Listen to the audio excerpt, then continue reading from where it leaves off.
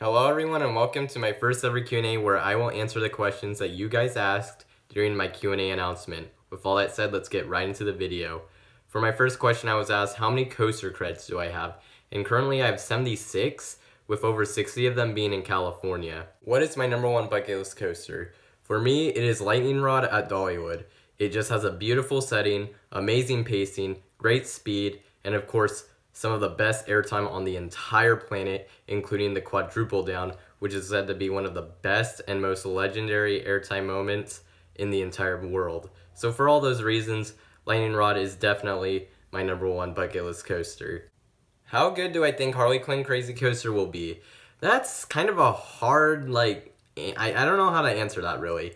I've never really ridden anything like it, so from that point of view, it's hard to decide.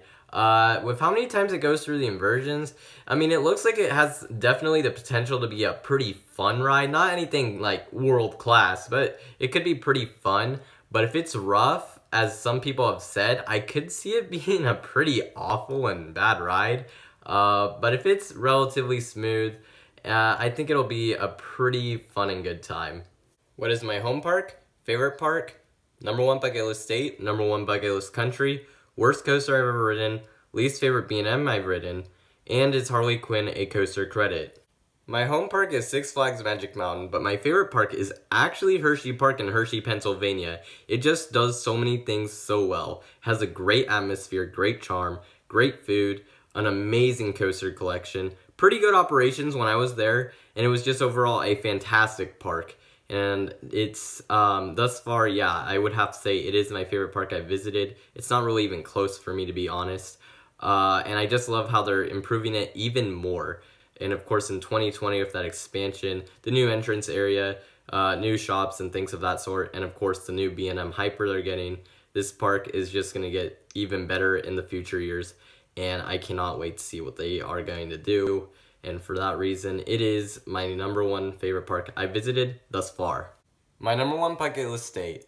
For me, before I get into this, I'd just like to say that I've been to California, Nevada, Georgia, New Jersey, Maryland, West Virginia, Virginia, and Pennsylvania.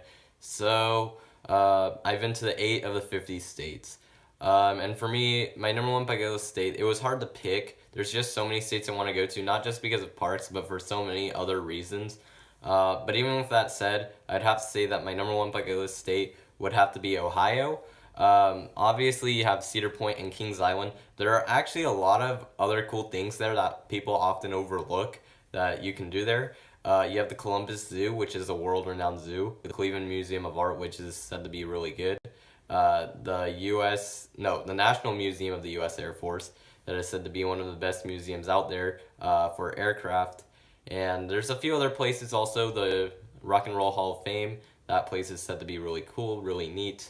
I would have to say the same for the Pro Football Hall of Fame. They all look like pretty cool places to visit. And along with that, with Cedar Point and Kings Island, you definitely got a state that I want to visit. And so for that reason, I think that Ohio is my most anticipated state to visit.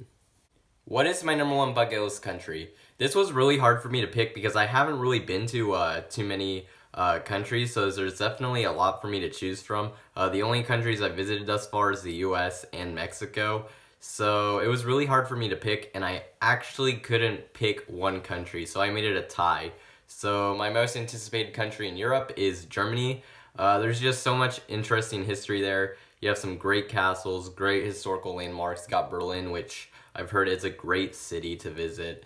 And of course, you have the parks there, the theme parks, the amusement parks that are unlike anything else.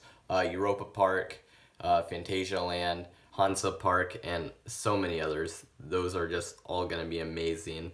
And definitely Germany is a country I really want to visit. Over in Asia, definitely Japan is my most anticipated country to visit. You just have so many interesting things. You have Tokyo, which is said to be unlike really any other city out there. It looks absolutely incredible. You have the culture difference, which will definitely be unlike anything I've experienced. You have some huge aquariums there, which I love aquariums, so that's great for me. The castles in Japan, Japanese castles, those are pretty neat also. And of course, the parks there, I mean, you got a pretty good lineup. You got Fuji-Q Highland, which has an absolutely crazy coaster collection.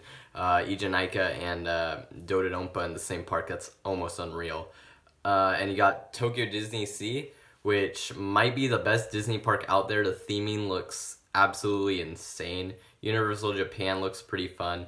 Nagashima Spa-Land, they just got Hakugei, so that park's gonna be awesome too. You just got a whole lot of things to do there. So yeah, so both Germany and Japan are my most anticipated countries to visit. For my least favorite coaster I've ever ridden, I would have to say that would be Speedy Gonzales Hot Rod Racers. It's a cramped kiddie coaster. It's nothing special. A bit jerky in some parts. It's just not a very good ride. I don't even think it's really a good coaster for kids. It like pretty much accomplishes nothing. And what is it? For my least favorite major coaster, it would have to be the Boomerang that was once at Knott's. It was a headbanger. It was pretty rough, not very original, just not a very good ride at all. So those are my least favorite coasters I've ever ridden. For my favorite B&M coaster, I would have to say that it would be Tatsu at Six Flags Magic Mountain. It's just a great flying coaster, pretty intense. The pretzel loop's great, and it gives a great sensation of flight. So definitely my favorite B&M I've ridden. And for the question of if Harley Quinn is a coaster credit, yeah, I would say so. It's listed as such on RCDB, and if I had ridden it a few weeks back, I would have considered it a coaster credit. It's pretty tough to say, but I mean, I'll just follow RCDB. If it says it's a coaster, then to me, it's a coaster. What is the roughest coaster I've ridden? The most intense coaster I've ridden? The coaster with the strongest airtime, and the one with the most airtime. For me, the roughest coaster I've ridden is Boomerang at Knott's Berry Farm.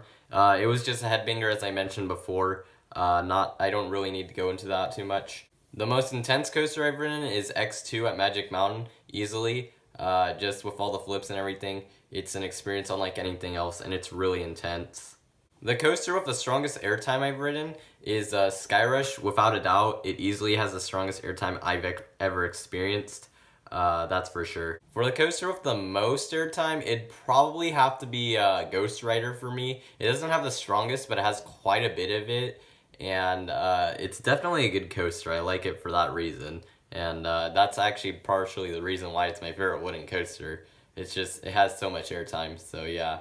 What are my favorite passions outside of roller coasters? What are my thoughts on Hakugei? What's my favorite manufacturer? And what is my favorite food? All of those are really good questions. For me, my biggest hobbies outside of roller coasters, I'm a runner, I do cross country and track, and of course, if you couldn't tell from one of my earlier answers, I live to visit other tourist attractions besides theme parks, like museums, zoos, aquariums, landmarks, things of that sort. I also like to watch NFL football games, American football that is, and my favorite team is the Atlanta Falcons. For my thoughts on Hakugei, I think it looks like a really good coaster, an absolutely world-class coaster, absolutely. It looks so good. Do I think it'll be a top-tier RMC, or it is a top-tier RMC? No, probably not. At best, it looks like a mid-tier RMC. That's not really mean, though, I don't feel like, because, I mean, a mid-tier RMC is still probably like a top 50 coaster in the world. Probably even higher. So I think it'll be a really good coaster. One of the best coasters in Japan. Probably the best coaster in Nagashima Spa-Land. Some people might argue Steel Dragon 2000. But to me, I think Hakugei looks like the best. And I think it's a great addition over for the park. I just feel like there's a bit of missed potential there with how massive the original coaster was, White Cyclone. I feel like they could have done a little more with it. Feels sort of like New Texas Giant in that sense. Obviously, I think this one's a lot better, has a lot better layout and everything.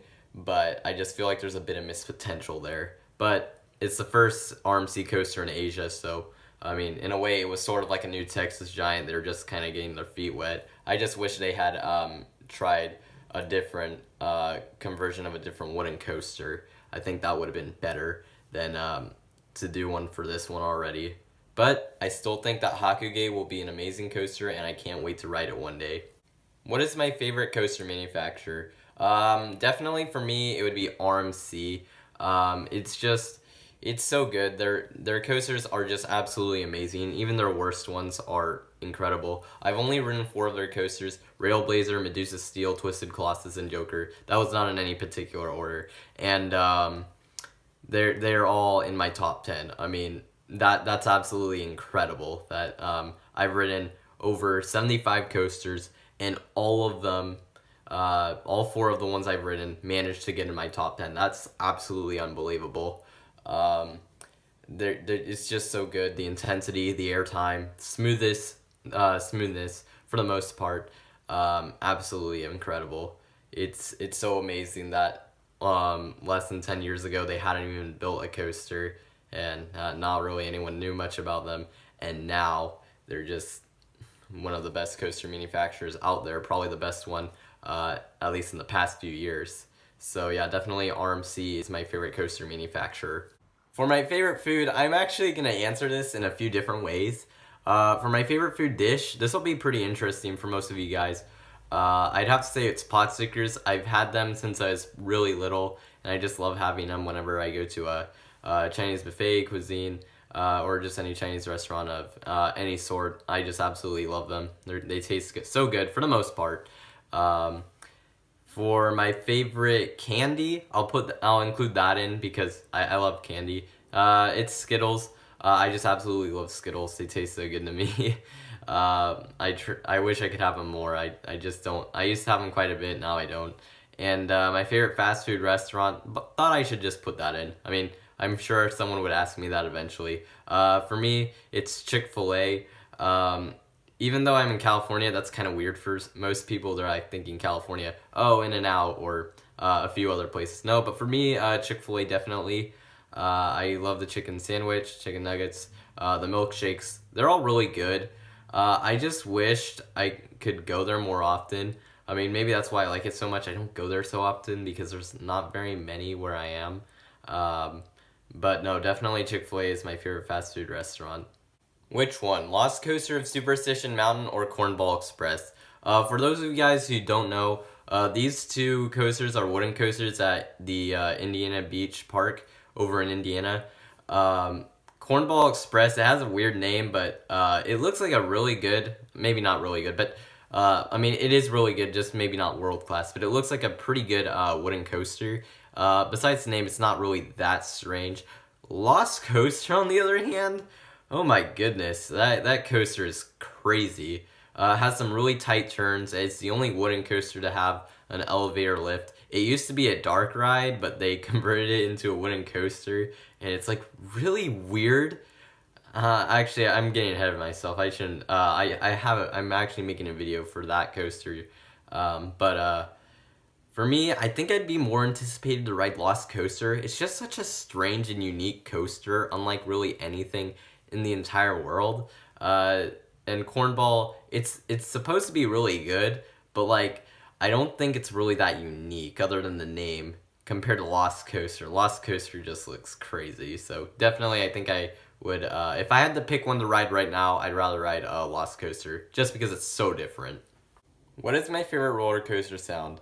Definitely it would have to be the B&M Roar. I mean, it's the sound I think of most when I think of coasters. It just sounds so cool, like it going by, and it's pretty loud too, and for park guests that don't ride coasters, it definitely can be intimidating, so it's kind of funny to see their reactions when they first hear it.